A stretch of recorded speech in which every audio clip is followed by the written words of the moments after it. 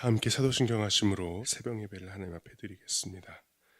전능하사 천지를 만드신 하나님 아버지를 내가 믿사오며 그 외아들 우리 주 예수 그리스도를 믿사오니 이는 성령으로 잉태하사 동정녀 마리아에게 나시고 본디오 빌라도에게 고난을 받으사 십자가에 못 박혀 죽으시고 장사한 지 사흘 만에 죽은 자 가운데서 다시 살아나시며 하늘에 오르사 전능하신 하나님 우편에 앉아 계시다가 저리로서 산 자와 죽은 자를 심판하러 오시리라.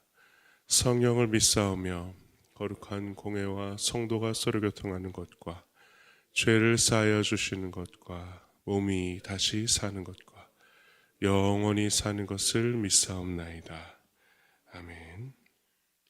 새 찬송가 96장, 통일 찬송가 94장입니다.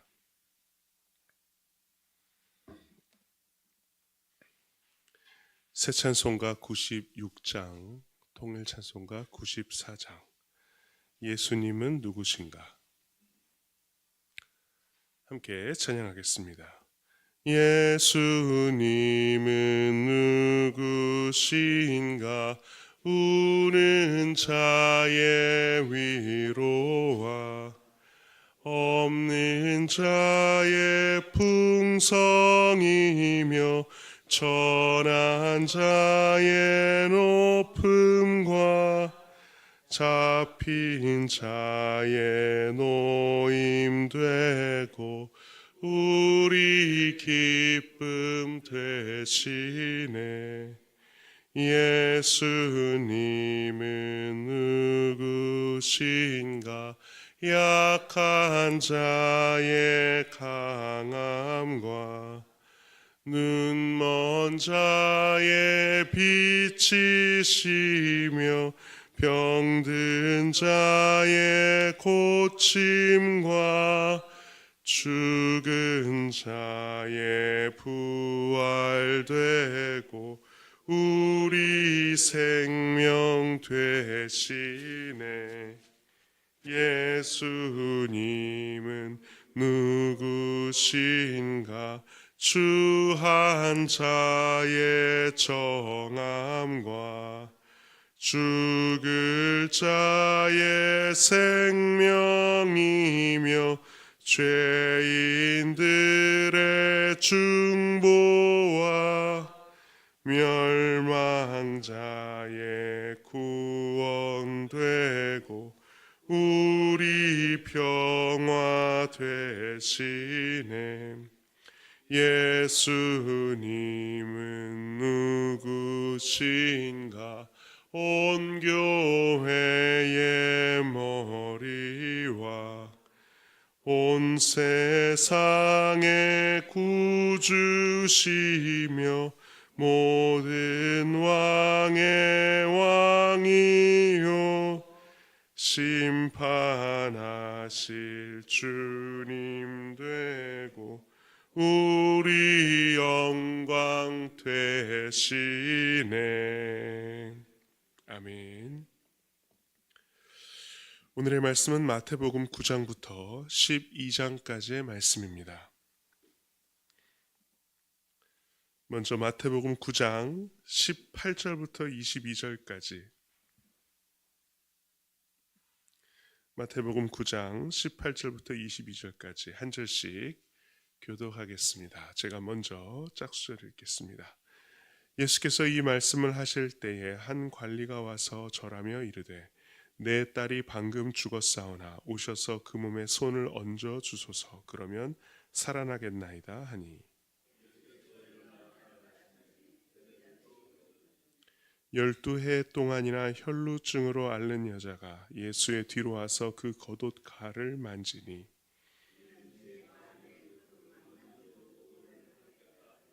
함께 읽겠습니다. 예수께서 돌이켜 그를 보시며 이르시되 딸아 안심하라 내 믿음이 너를 구원하였다 하시니 여자가 그 즉시 구원을 받으니라. 아멘. 하나님 아버지, 이 시간 주님 앞에 주님의 겉옷감만 살짝 손만 대어도 나를 치유하실 수 있습니다 여겼던 그 여인의 마음과 심정, 또 그 간절함으로 오늘도 주님께 나아가게 하여 주시옵소서. 우리의 작은 것을 작지 않게 여기시는 하나님, 또 우리의 큰 것도 크게 여기지 않으시는 하나님, 우리의 마음의 중심을 보시는 그 하나님께 오늘도 중심을 드리기 위하여 이 자리에 나온 주의 자녀들을 기억하여 주시고 돌보아 주시고 우리의 간과 부르짖음에 주님 부디 응답하여 주시옵소서. 오늘도 살아계신 주님을 배웁기를 소망하오며 예수님의 이름으로 기도합니다. 아멘. 안녕히 주무셨습니까? 안녕히 주무셨습니까? 영상으로 또 이 시간 예배 드리시는 믿음의 형제 자매분들 안녕히 주무셨습니까? 네. 오늘도 복된 날 주님의 날 되시기를 소망합니다. 믿음의 모습은 참 다양합니다. 바디메오는 혼신의 힘을 다해 부르짖음으로써 자신의 믿음과 결단을 표현했습니다. 그런데 전혀 다른 모습의 믿음도 있음을 오늘 말씀에서 보여주고 있는데요. 그것은 바로 혈루증 앓는 여인의 믿음이었습니다. 몸에서 피가 흐르는 것을 멈출 수 없었던 이 여인, 자그마치 12년 동안을 혈루증을 앓았고 마가복음에서는 자신의 모든 재산을 다 의사에게 줄 정도로 여기저기 수소문하여 의료진을 찾았지만 전혀 치료받을 수 없었던 안타까운 인생을 마가복음에서는 묘사하고 있습니다. 이 여인은 자기의 존재를 알릴 수가 없었습니다. 바디메오처럼. 왜냐하면 몸에 피가 흐른다라고 했을 때 이것을 율법적으로 부정한 여인으로 간주했기 때문입니다. 그러면 이 여인을 만지는 사람도 부정하다라고 여겼습니다. 그렇기 때문에 사람들이 많이 운집해 있는 곳에서 이 여인은 자기 자신을 드러낼 수 없었어요. 왜냐하면 자신이 부정한 여인이라 여겨졌고 누군가도 부정한 여인, 부정한 사람으로 그렇게 전가될 수 있었기 때문입니다. 그렇기 때문에 이 여인은 예수님을 만나려면 이 사람들 틈바구니에서 예수님을 만나야 되는데 그러려면 자신의 존재, 자신의 정체를 숨겨야만 했습니다. 그래서 부르짖을 수 없는 상황이었죠. 그런 여인의 믿음은 어떤 믿음이었는가? 우리 20절, 21절 같이 읽어볼까요? 20절, 21절 같이 읽겠습니다. 12해 동안이나 혈루증으로 앓는 여자가 예수의 뒤로 와서 그 겉옷 가를 만지니 이는 제 마음에 그 겉옷만 만져도 구원을 받겠다 함이라. 아멘. 이 여인의 믿음은 어떤 믿음이었느냐? 가만히 예수님의 뒤에 가서 그분의 겉옷 가를 만지는 믿음이었다라는 것입니다. 예수님, 나를 좀 돌아보세요 라고 말할 수도 없었습니다. 예수님, 제 손을 좀 잡아주세요 라고 할 수도 없었습니다. 옷을 붙잡더라도 예수님이 인기척조차 느끼지 못하시도록 그분의 겉옷 중에서도 그 겉옷 가장자리를 조용히 만진 믿음이었다라는 것이죠. 그 믿음의 출발은 작은 생각이었습니다. 어떤 생각이었냐면 예수님의 겉옷만 만져도 나는 치유받을 텐데 그분의 겉옷만 손을 갖다 대어도 나는 구원받을 텐데 이 여인은 이것을 믿음으로 여기지도 않았을 거예요. 주님 믿음 주옵소서 그런 게 아니라는 거예요. 그냥 마음속 깊숙한 곳에 저 예수님이라는 분의 겉옷만 내가 만질 수 있어도 나는 치료받을 수 있을 텐데 라는 그 작은 생각으로부터 피어난 하나의 그 작은 소망, 그것을 겉옷 가를 만지는 것으로 표현했을 뿐입니다. 우리의 믿음은 화려하지 않아도 누군가에게 내세울 만한 것이 아니더라도 우리를 구원하기에 충분한 믿음이 될 수 있을 줄로 믿습니다. 그냥 중얼거린 한마디도 하나님이 들어주십니다. 그냥 나도 모르게 한마디 툭 던졌는데 그것을 이루어 주시는 하나님을 여러분 경험해 보신 적 있으신가요? 우리의 작은 마음도 작지 않게 여기시고 존귀하게 받아주시는 하나님을 찬양하며 그 주님께 때로는 부르짖지 못하는 상황에서 조용히 읊조리는 것만으로도 우리의 기도를 들으시는 주님을 신뢰하시기를 소망합니다. 마태복음 9장 35절부터 38절 한 절씩 교독하겠습니다. 마태복음 9장 35절부터 38절 제가 먼저 읽겠습니다. 예수께서 모든 도시와 마을에 두루 다니사 그들의 회당에서 가르치시며 천국 복음을 전파하시며 모든 병과 모든 약한 것을 고치시니라.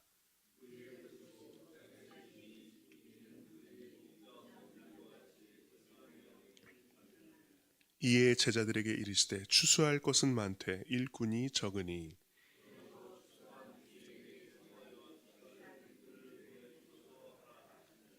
아멘.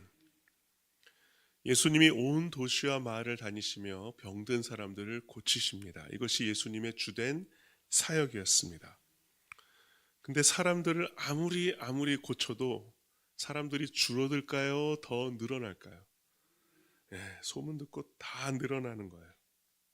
그러니까는 그들을 향한 예수님의 마음이 정말 불이 타는 것 같고 목자 없는 양과 같이 고생하며 기진한 백성들을 향해 탄식하시면서 이렇게 얘기하시는 거죠. 추수할 것은 많되 일꾼이 적다.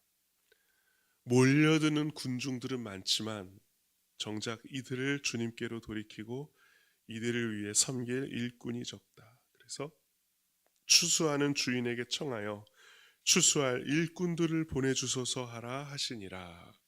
이렇게 기도하시고 나서 마태복음 10장에 어떻게 하시느냐? 제자를 세우십니다. 예수님의 12 제자를 세우시죠. 그들이 바로 추수할 일꾼들이죠. 그리고 그들에게 권능을 주시고 귀신을 제어할 능력을 주시고 치유할 능력을 주시사 예수님과 함께 동역할 수 있도록 그들을 가르치시고 그들을 보내십니다.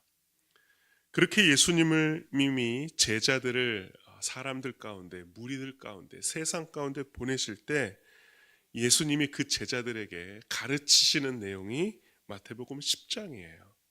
그게 바로 제자의 길, 제자도라는 것입니다. 예수님은 그 제자들에게 어떻게 말씀을 해주시는가? 마태복음 10장 16절부터 23절까지 한 절씩 교독하겠습니다. 제가 먼저 짝수 읽겠습니다. 보라, 내가 너희를 보냄이 양을 이리 가운데로 보냄과 같도다. 그러므로 너희는 뱀같이 지혜롭고 비둘기같이 순결하라.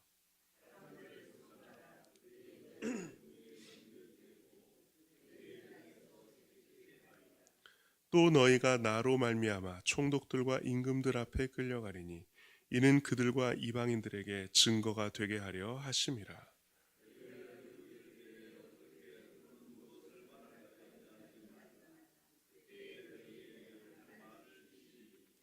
말하는 이는 너희가 아니라 너희 속에서 말씀하시는 이 곧 너희 아버지의 성령이시니라.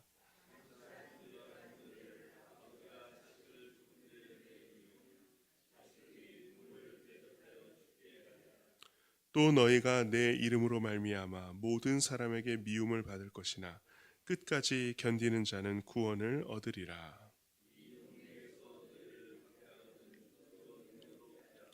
내가 진실로 너희에게 이르노니 이스라엘의 모든 동네를 다 다니지 못하여서 인자가 오리라. 아멘. 아멘. 예수님은 추수할 일꾼이 적다 말씀하신 후에 12명의 제자를 세우시고 그들에게 귀신을 제어하는 권능과 질병을 고치는, 연약함을 고치는 권능을 주셨습니다. 예수님이 권능을 주신 이유는 무엇일까요? 그 권능을 쓰라고, 사용하라고 주시는 것입니다. 근데 그 권능을 쓰지 않으면요, 권능을 다시 가져가시든지 아니면 그 제자의 자리에서 내려오든지 해야죠. 제자들을 세우시면 권능을 주십니다. 그럼 그 다음 할 일은 그 권능을 쓰는 일이에요. 근데 이 권능은 사람들에게 칭송을 받기도 하지만 박해를 받기도 하는 권능입니다. 그래서 예수님은 제자를 이 세상에 파송하시는 것을 양떼를 이리떼 가운데 보내는 것과 같다라고 말씀하셨습니다.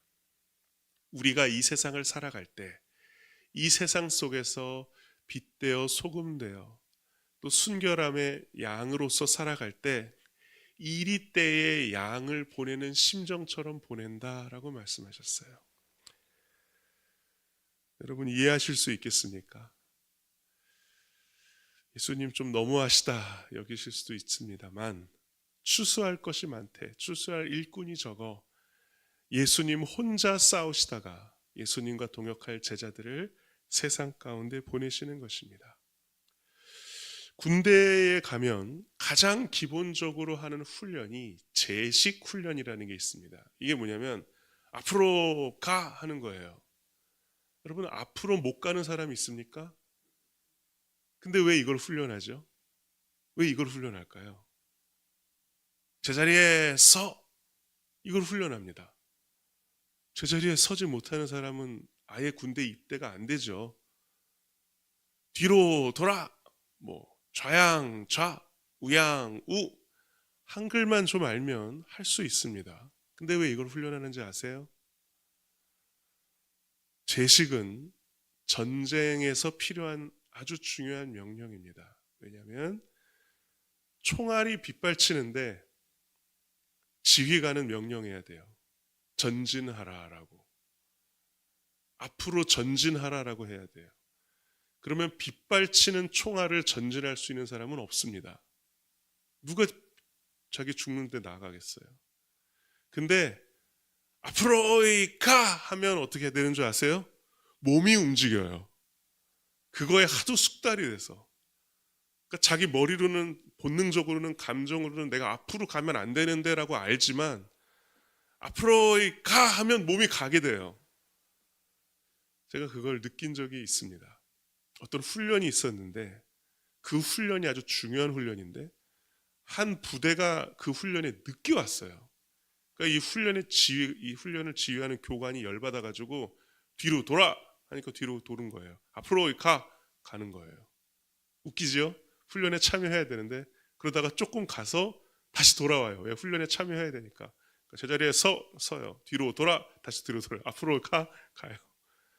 와서 교관한테 저희 훈련 참여해야 됩니다. 저희 사정이 있어서 늦었습니다. 이 얘기를 못하고 그 제식을 하니까 몸이 반응하는 거예요. 예수님은 때로 우리를 이리 가운데로 보내십니다. 그리고 가라 하십니다.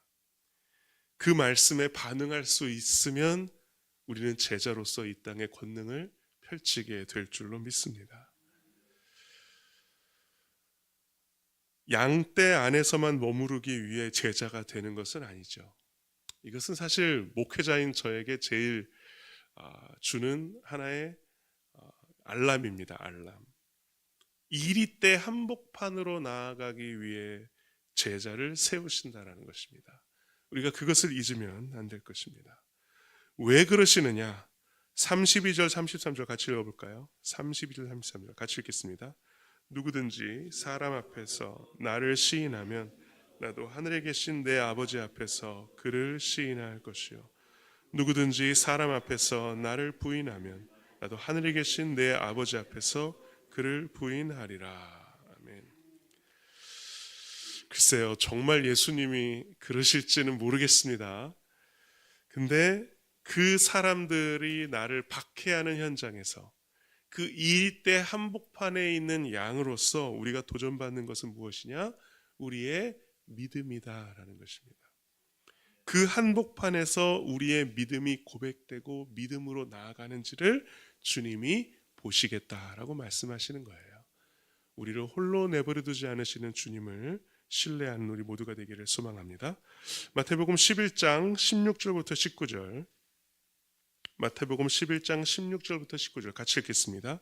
이 세대를 무엇으로 비유할까? 비유하건대 아이들이 장터에 앉아 제 동물을 불러 이르되 우리가 너희를 향하여 피리를 불어도 너희가 춤추지 않고 우리가 슬피 울어도 너희가 가슴을 치지 아니하였다 함과 같도다.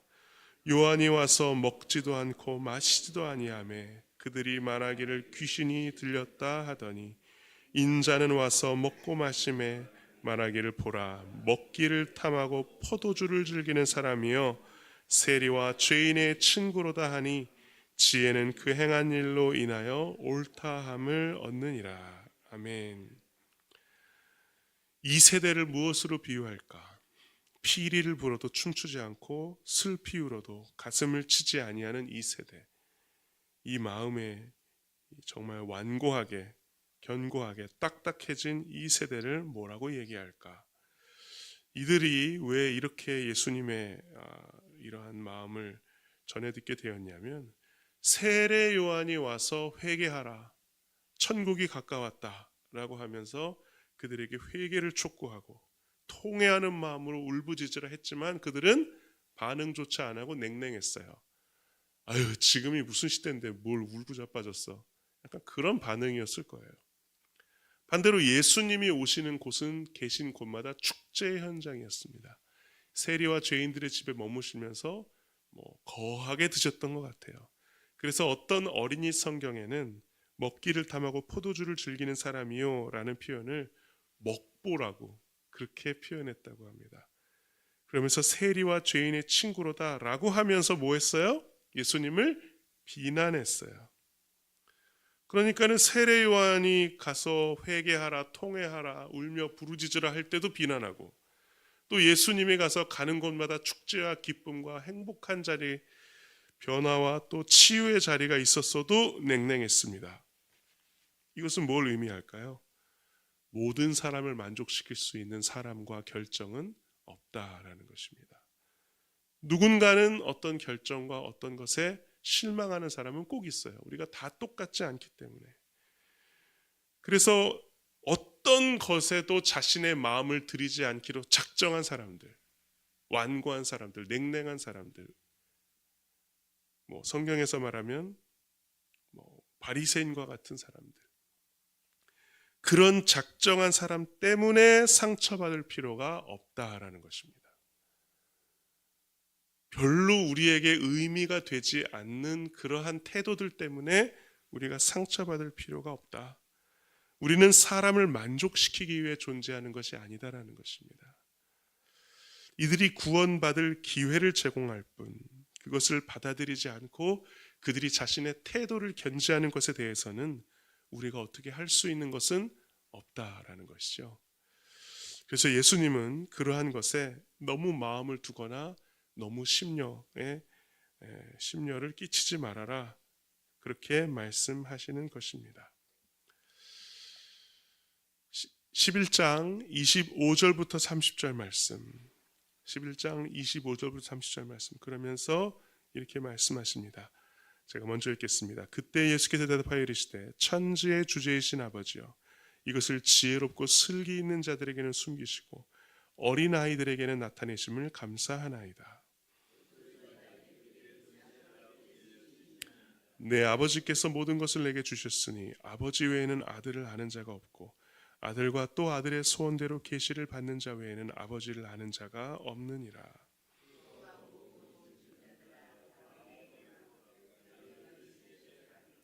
나는 마음이 온유하고 겸손하니 나의 멍에를 메고 내게 배우라. 그리하면 너희 마음이 쉼을 얻으리니. 아멘. 예수님 가까이에 예수님의 말씀을 정말 초롱초롱한 눈으로 열린 귀로 들었던 제자들, 그들에게 예수님이 말씀하십니다. 하나님 참 감사합니다. 이들에게, 지혜롭고 슬기 있는 자들에게는 숨기시고 이 어린아이와 같은 이들에게는 주의 뜻을 나타내심을 감사합니다 라고 하면서 뭐라고 얘기하시냐면, 수고하고 무거운 짐진 자들아 다 내게로 오라, 내가 너희를 쉬게 하리라, 이렇게 말씀하셨습니다. 근데 예수님의 곁에서 쉰다라는 건 와서 아무것도 안 하는 게 아니라 나의 멍에를 메고 내게 배우라 라고 말씀하십니다. 주님의 멍에를 메고 주님께 배우는 것, 이것이 참된 쉼이다라는 거예요. 참된 쉼은 아무것도 하지 않는 게 아니라 주님의 일을 함께 나누고 의미 있는 일을 하는 것이며 보람의 땀을 흘리는 것이고 내가 사랑하고 존경하는 이와 함께 그 짐을 나눠지는 것이 참된 기쁨이와 안식인 줄로 믿습니다. 여러분, 백수가 얼마나 힘들어요. 백수가 참 힘든 일입니다. 무엇보다 마음이 힘들죠. 마음이 불안합니다. 겉으로 볼 때 아무 일 없는 것처럼 보이더라도 마음은 분주하고 불안할 수밖에 없어요. 그리고 쉬는 것도 지치죠. 오래 쉬어본 분들은 알 거예요. 오래 쉬면 그 쉬는 것 자체를 쉬어야 돼요. 그러려면 일해야 됩니다. 쉬는 것도 지치게 돼 있어요. 오히려 의미 있는 일, 보람 있는 일, 가치 있는 일에 땀을 흘리고 동참할 때 그것이 우리에게 참된 쉼과 안식이 됨을 주님이 가르쳐 주십니다. 마지막으로 마태복음 12장 22절부터 32절까지, 마태복음 12장 22절부터 32절까지 제가 먼저 읽겠습니다. 그때 귀신 들려 눈 멀고 말 못하는 사람을 데리고 왔거늘 예수께서 고쳐주심에 그 말 못하는 사람이 말하며 보게 된지라.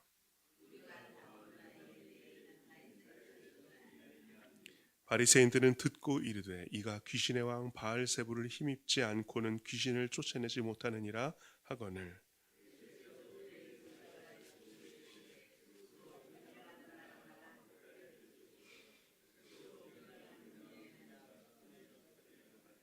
만일 사탄이 사탄을 쫓아내면 스스로 분쟁하는 것이니 그리하고야 어떻게 그의 나라가 서겠느냐.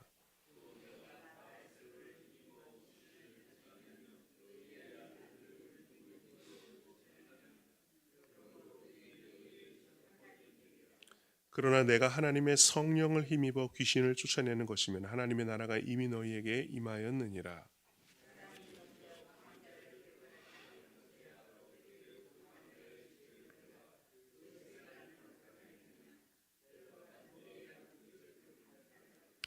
나와 함께 아니하는 자는 나를 반대하는 자요 나와 함께 모으지 아니하는 자는 해치는 자니라.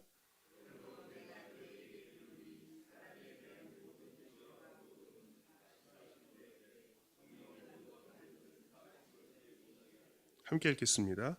또 누구든지 말로 인자를 거역하면 사하심을 얻되 누구든지 말로 성령을 거역하면 이 세상과 오는 세상에서도 사하심을 얻지 못하리라. 아멘.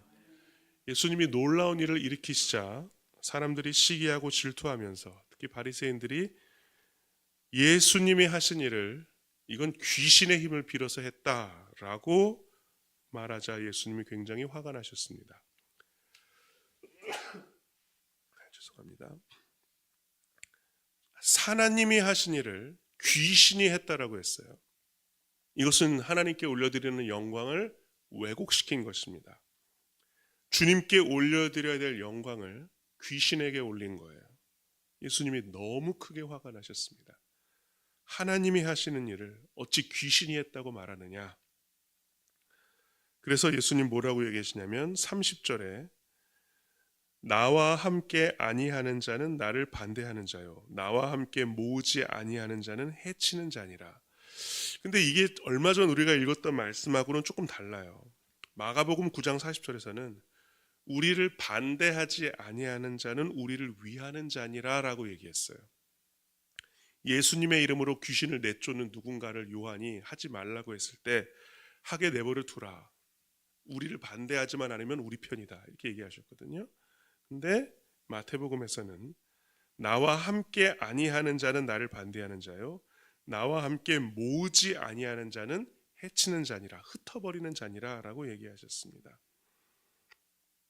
아마도 예수님과 함께 다니는 그 제자들에게는 힘을 모아야 된다, 한 방향으로 가야 한다라고 얘기하시는 것이고, 예수님과 좀 거리가 떨어져 있는 이들에게는 우리를 반대하지만 않더라도 그들은 우리와 함께하는 자라고 얘기하신 듯 합니다. 우리의 삶 가운데 주님이 이루신 일에 대해서는 우리가 주님이 이루신 일이라고 고백할 수 있는 우리의 고백이 되기를 간절히 소망합니다. 하나님이 이루신 것에 대하여 주님께 온전히 영광 돌려야지 이것이 어떤 우연처럼 어떤 운처럼 여긴다면 또 그것에 대한 우리가 성령님의 일을 거스르는 일이 될 수도 있다라는 것, 하나님의 일하심을 분명히 보고 그것을 분명히 증거할 수 있는 복된 인생 되기를 간절히 축원합니다. 아멘. 함께 기도하겠습니다.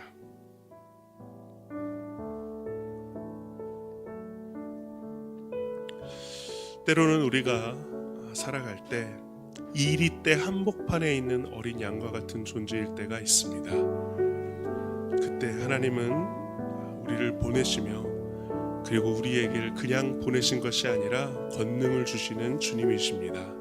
주님, 우리에게 권능을 주옵소서, 우리에게 능력을 주옵소서. 그래서 주님의 권능과 능력을 발휘해야 하는 순간 그 권능과 능력을 발휘함으로써 주님의 영광을 드러낼 수 있도록 인도하여 주시옵소서. 그 자리에서 믿음을 지킬 수 있는 이리때 한복판에 있지만 두려워하지 않고 담대한 양떼처럼 비둘기같이 순결하고 뱀같이 지혜로운 우리 한 명 한 명 주님의 제자로서 살아갈 수 있도록 주님 인도해 달라고 함께 기도하겠습니다. 하나님 아버지 감사합니다. 아버지, 이 세상을 살아갈 때 비둘기처럼 순결한 마음을 지키는 것 쉽지 않습니다. 그러나 하나님, 이리때 안에 있는 하나의 양이 지혜롭지 않으면 어떻게 하겠습니까? 주님, 우리의 순결함을 지키게 하시고 그 지혜를 드러내게 하시고 주께서 우리 한 사람 한 사람에게 주신 그 놀라운 성령의 능력과 권능, 아버지, 그것을 잘 발휘할 수 있도록 인도하여 주옵소서. 그것을 발휘하지도 못한 채 아버지, 그것을 정말 아무렇지도 못하게 무기력하게 쓰러지는 안타까운 인생 되지 않게 하시고 아버지, 그 한복판에서 우리의 믿음을 보시는 그 하나님 의지하며 믿음 안에서 지혜롭게 권능을 나타내고 그 권능을 사용하며 살아갈 수 있도록 인도하여 주옵소서. 제자들에게 주님의 권능과 능력을 부어주신 것처럼 아버지, 이 주님의 제자들에게 주의 권능과 능력을 부어 주시옵소서. 그래서 이 세상 한복판에서 그 권능과 능력으로 담대히 살아갈 수 있도록 인도하여 주옵소서. 사람의 시선을 두려워하지 않고 오직 주님의 시선을 두려워할 수 있는 복되고 아름다운 인생 살아갈 수 있도록 인도하여 주옵소서. 하나님, 오늘 우리에게 허락하신 이 하루도 이 세상 한복판에 이리때 가운데 양을 보내시는 주님의 심정으로 우리를 파송하시는 줄로 믿습니다. 이 땅을 이길, 또 이 땅의 시험을 이기고 이 땅의 권세를 제압할 능력과 권세를 주여 우리에게 마음껏 부어 주시옵소서. 그리고 그것을 지혜롭게 뱀과 같이 아름답게 사용할 수 있는 지혜 또한 허락하여 주시옵소서. 이 땅에서 예수 그리스도의 살아계심과 주의 나라가 드러날 수 있도록 우리 한 사람 한 사람 주님께서 존귀하게 세워주시고 사용하여 주시도록 주여 오늘 이 아침 우리를 파송하여 주옵소서. 있는 자리마다 승전보가 울리게 하시고 주님의 영광 올려드리게 하시며 우리의 믿음이 드러나는 아름답고 복된 하루가 될 수 있도록 인도하여 주옵소서. 오늘도 주의 성전을 사랑하고 사모하며 주님께 올려드린 일천번지 예물의 손길 주여 기억하여 주시사 주님, 오늘도 뱀같은 지혜로움과 비둘기같은 순결함 그리고 주님이 주시는 권능과 지혜로 오늘의 하루 주님께 온전히 영광 돌리는 복된 하루 살아갈 수 있도록 드리신 예물 위에 그 손길 위에 주여 복내려 주시옵소서. 오늘도 우리가 있는 모든 자리에서 홀로 주님만이 영광 받으시고 예배 받으시기를 간절히 소망하오며 예수님의 이름으로 기도합니다. 아멘. 하늘에 계신 우리 아버지여, 이름이 거룩히 여김을 받으시오며 나라 임하옵시며 뜻이 하늘에서 이루어진 것 같이 땅에서도 이루어지이다. 오늘날 우리에게 일용할 양식을 주옵시고 우리가 우리에게 죄진 자를 사하여 준 것 같이 우리 죄를 사하여 주옵시고 우리를 시험에 들게 하지 마옵시고 다만 하게서 구하옵소서. 대개 나라와 권세 영광의 아버지께 영원히 있사옵나이다.